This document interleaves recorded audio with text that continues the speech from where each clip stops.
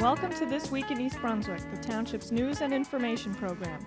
This week in East Brunswick, the Planning Board heard public opinion on proposed changes to the Township's master plan. We'll excerpt portions of the public hearing, which was cablecast live from the library Wednesday night.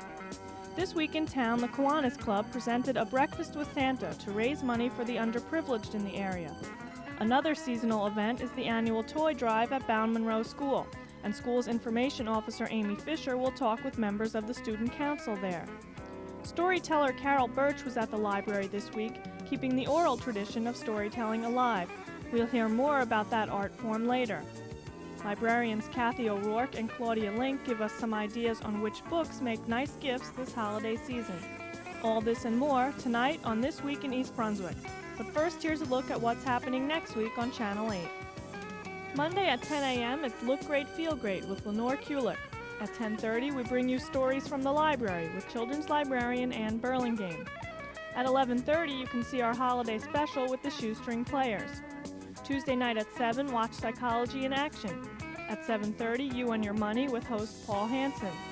At 8, it's John Runyon's Business Bylines with guest Mayor William F. Fox.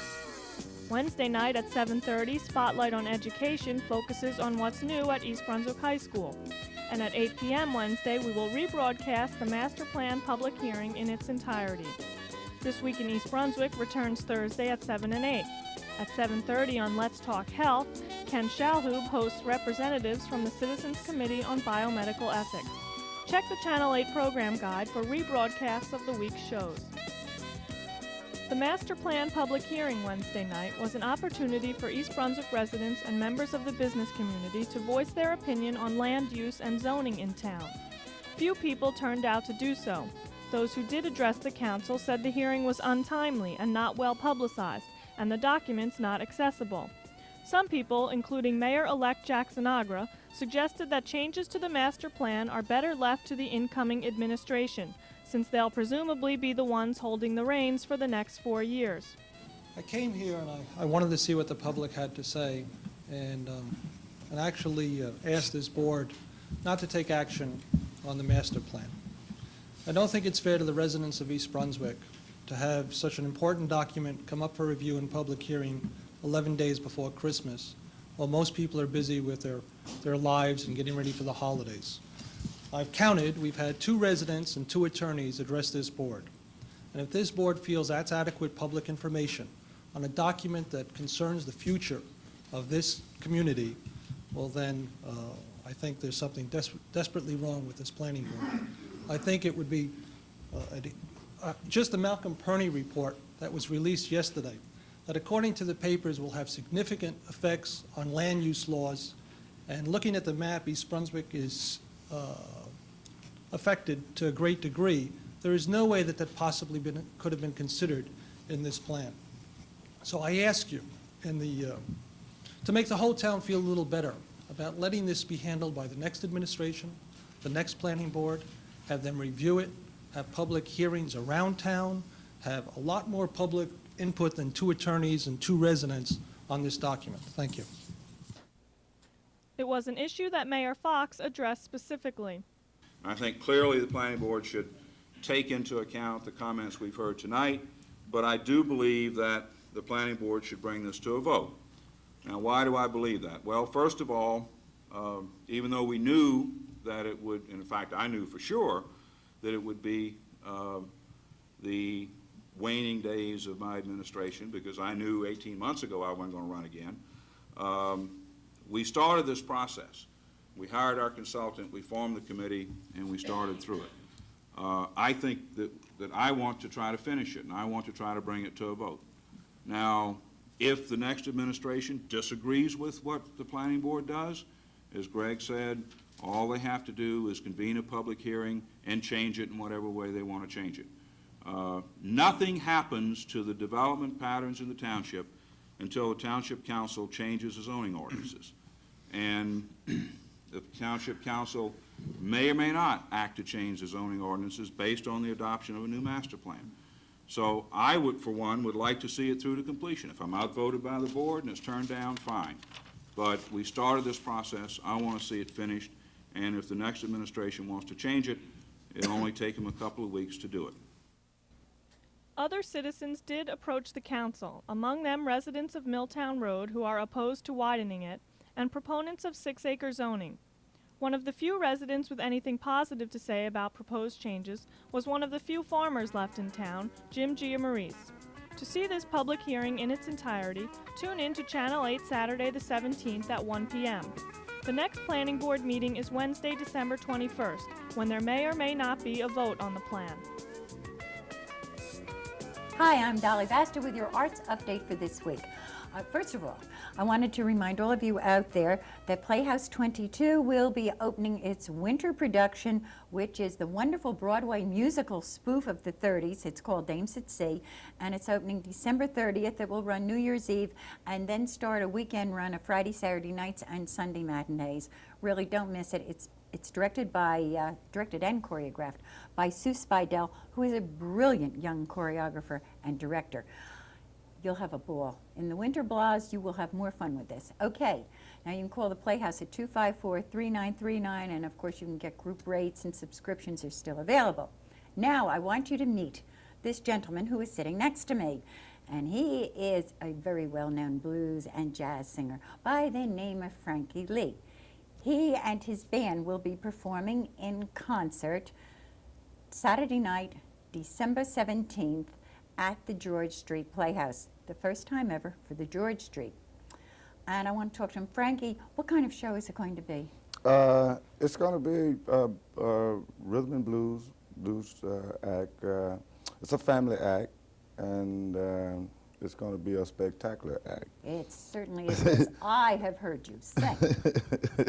You know, this is the first time that we're playing in New Brunswick since I moved from California here, and also it's going to be the first concert that the theater have had, so it's first time for both of us and the first time for New Brunswick, so we're going to make a big bash out of it. And we got to say, too, that Chuck Marsh, who used to direct my show, is in the band. Yes, he's... And my current director, Dave Ambrosi, who is directing this, and you know we will go if we don't talk about Dave. He's also with the band. And so everyone out in East Brunswick area, boy, come see you. Now, who should they call? They should call area code 201-246-5478, and they can get tickets there, and I can also get tickets the night of the concert at the box office. And right now, I think they have ticket sale at Cheap Thrill Records and Varsity Music on George Street. And the tickets are available right now, and all seats are reserved, and all seats are the same price. And it is going to be one swinging night, right? Yes, yes. We're going to have a lot of fun. One of the good disc jockeys here at WRSU, Rich Kelly, he will be emceeing the show. And it's going to be a wonderful show. I can't wait. Don't miss him. I'll see you. On Sunday, the Kiwanis Club of East Brunswick held the first of what they hope will be an annual Breakfast with Santa. In an effort to raise money for the needy and the physically challenged of the community, Kiwanis volunteers cooked up enormous batches of pancakes, scrambled eggs, and bacon. With assistance from high school Key Club members, they served it all for $5 for adults and $3 for children. They also offered photos with Santa. Breakfast chairperson Gloria Batista said it was a lot of work, but she was pleased with the results. We're here over at the VFW Hall having a great time visiting with Santa, and we have a much bigger turnout than we expected, and we appreciate everyone that helped us out. And Bert and Guy, the caterers that helped us and gave up their Sunday to be with us. And it's just a fabulous time for one and all, and we're looking forward to next year because this is our first time out, and everyone seems to be just having a great time. Thank you all again for helping us. The proceeds will go to help the needy and the underprivileged of the town. Hi, I'm Julie Levinson, and I'm co-president with Stephanie Newman of the East Brunswick High School Key Club, and we're helping out at the Kiwanis Breakfast with Santa with a lot of other Key Club members. We help out at a lot of the Kiwanis functions, and we have a great time helping out with the community.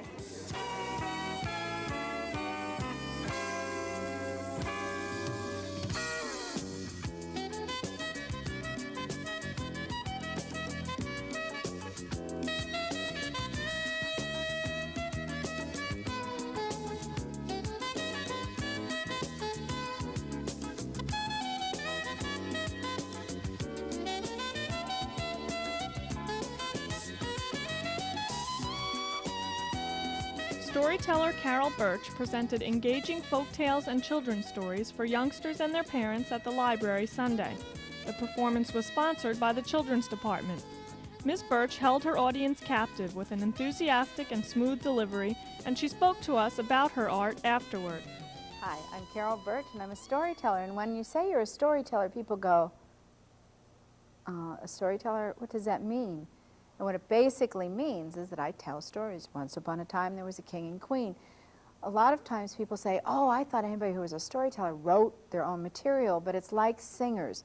Some singers write their songs, and some singers just rearrange and sing someone else's song. And that's what I'm like. I take stories off the printed page or stories that I've heard, and I retell them as if, in a sense, they were my own, and in a sense, they are my own. But of course, you always give credit, you know, where you heard the story or how you got the story.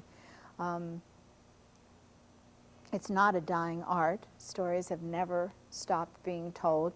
A lot of times people think that it's just something that's quaint and that people do it only around fires or something. But actually, if you think about it, you tell stories and you hear stories all day.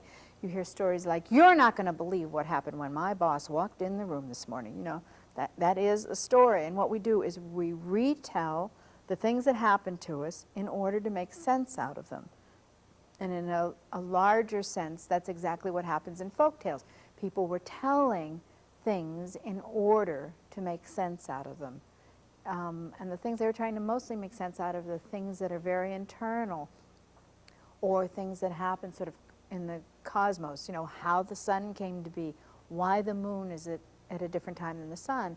And just like we have our own personal stories to make sense of things, so there are many stories in the world that are just trying to make sense out of the things that happen to us. Up her arm, and Ellen said, more! And her mother went out and bought her bracelets. He came up and up and up both legs, and Ellen said, more! And her mother went out and bought her hoops, brass hoops, copper hoops. They came all the way up over her body, all the way up over her neck, all the way up over her mouth.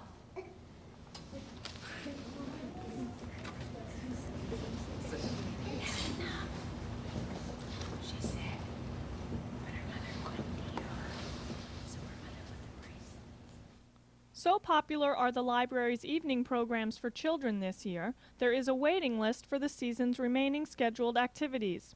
Wednesday, the winter series continued with Jack Frost Jumble. Head of Children's Services Carol Phillips read stories and poems with winter themes, including Robert Frost's Stopping by Woods on a Snowy Evening. Carol and the children also worked together cutting snowflakes and paper chain snowmen. The next program scheduled is called Clothespin Capers and will be held on December 29th. Hi, I'm Amy Fisher, Information Officer for the school system. Today I'm at Bowne Munro School, and we're going to be talking to some members of the Student Council about the annual toy drive. But first we'll hear from the Vice President. Hi, what is your name? Hi, my name is Nicole Leota, and I'm the Vice President. And tell us what about this drive, what is happening here? Well, the Student Council has sponsored this toy drive, and students are able to bring in one or more toys that are in excellent or new condition. And when all these boxes are filled up, the PAL Athletic League of New Brunswick comes to pick up the toys and distributes the toys to kids who need them. Great. Well, now we'll hear from the Secretary of the Student Council. Hi, what's your name? My name is Danielle Brennan. I'm the Secretary of the Student Council. Tell us some more about what's going on with the toy drive. Well, every day, Student Council is making announcements over the intercom to remind the children to bring in more toys to make children that have hardly any toys have a Merry Christmas. That's really wonderful. Now we'll hear from the Treasurer. Hi, and your name? Dana Franzoni, and I'm the Treasurer of the Student Council. How did you let people know about the toy drive? Well, beginning of the toy drive, we send out notices to the parents of the kids, and we put up notices around the building to let the kids know about the toy drive. And you got a lot of toys, I see here. That's very exciting. Does it make you feel good to do things for other people? Yes. Good. Well, happy holidays from Bowne School. Hi, I'm Kathy O'Rourke. And I'm Claudia Link. As the shopping days dwindle to a precious few, and you're still searching for that perfect gift, may we suggest, what else? A book. Each year, the library purchases many hundreds of books for its collection. Claudia and I have selected a few, one of which may be just right for that hard-to-buy-for person on your holiday gift list.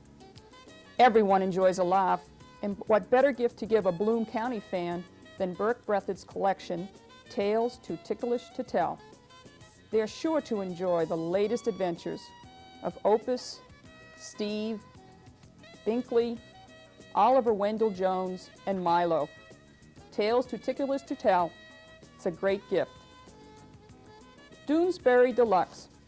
Gary Trudeau's at it again. From lampooning Frank Sinatra, raising funds to save Nancy Reagan's inaugural gown, to poking fun at Rick and Joni's 80s marriage.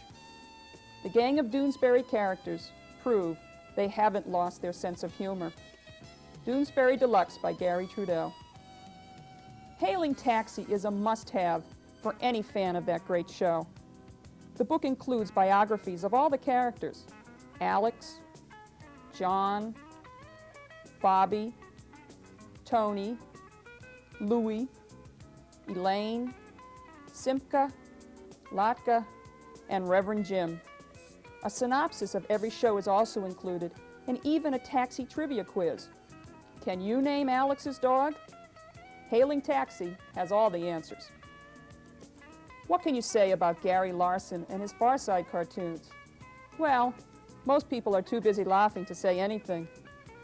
The Far Side Gallery is full of crazy, off-the-wall cartoons.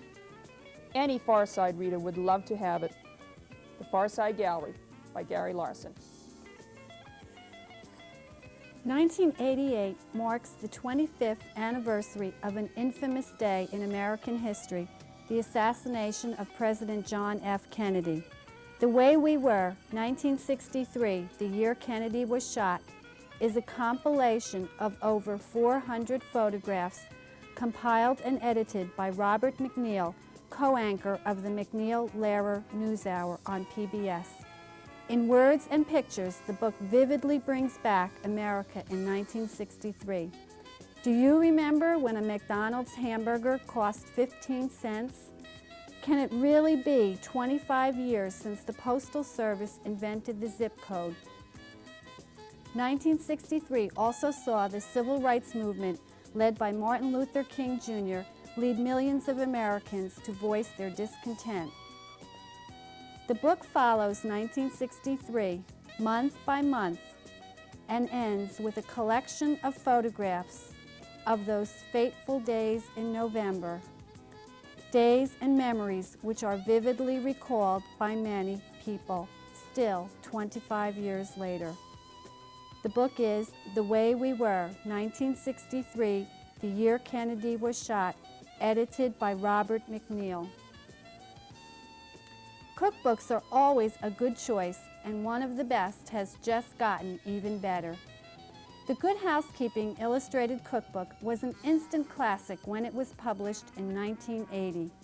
Now, over 1 million copies later, comes this revised and expanded edition for novice and experienced cook alike. The book has over 1,400 recipes, from appetizers and soups to eggs and pasta, from meat and poultry to sandwiches and breads, from sauces and candy to desserts and beverages. There are color photographs illustrating basic and advanced techniques, as well as special sections on topics from menu planning and entertaining to the best way to set up a buffet table. What really makes this cookbook sure to become a favorite are the more than 5,000 color photographs illustrating the recipes. The Good Housekeeping Illustrated Cookbook Revised Edition would make a wonderful gift for anyone on your list who enjoys cooking. In An American Journey by Rail, Timothy Jacobson's travelogue combined with Dudley Whitney's stunning photographs to capture the fascination, the beauty, and the mystery of the American railroad. Traveling the historic routes from New York's Grand Central Terminal to the resorts of Miami and the Deep South, from Chicago's Union Station to the far Pacific coast, and the miles of lines in between, you are given a look at rail travel past and present. More than 100 full-color photographs present the sights and sounds of the voyage across America by rail.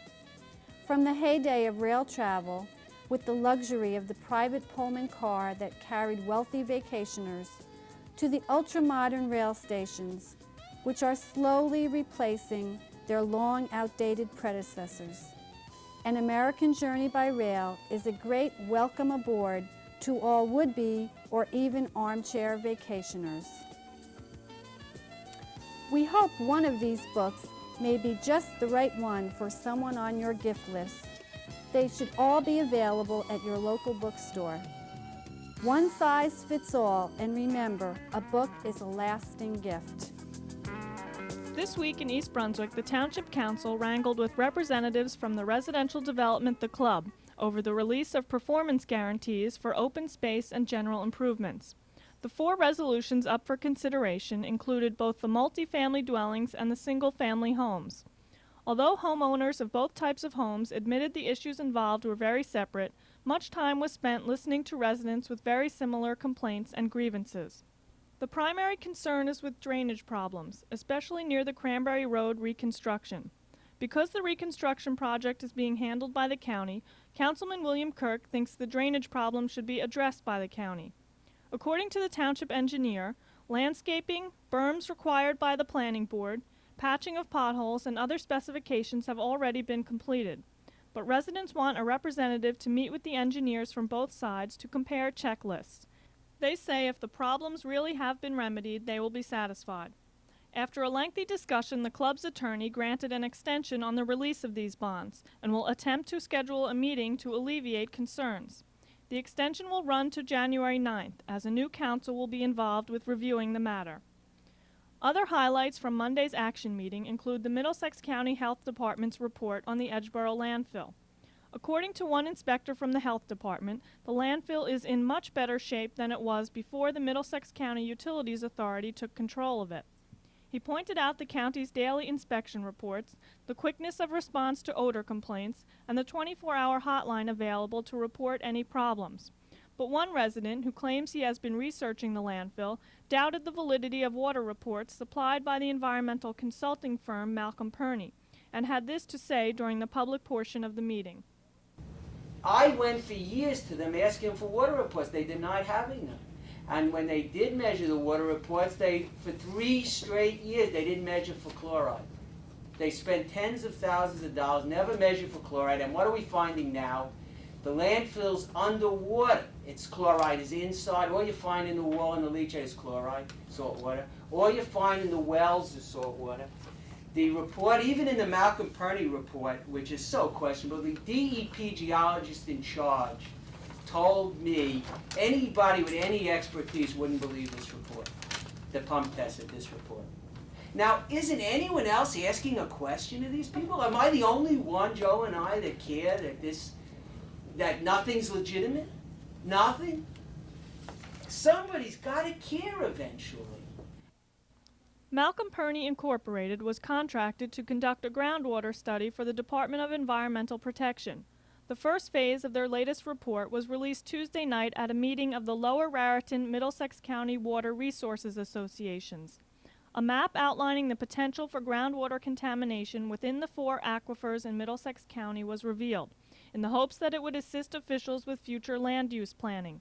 Since landfills are considered to be potential contaminators of groundwater sources, Edgeboro, which is located above the Farrington Sands aquifer, poses a potential problem.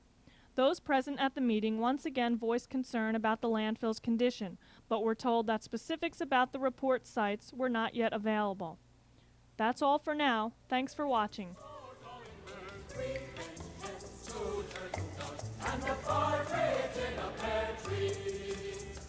12th day of Christmas, my to us and to thee.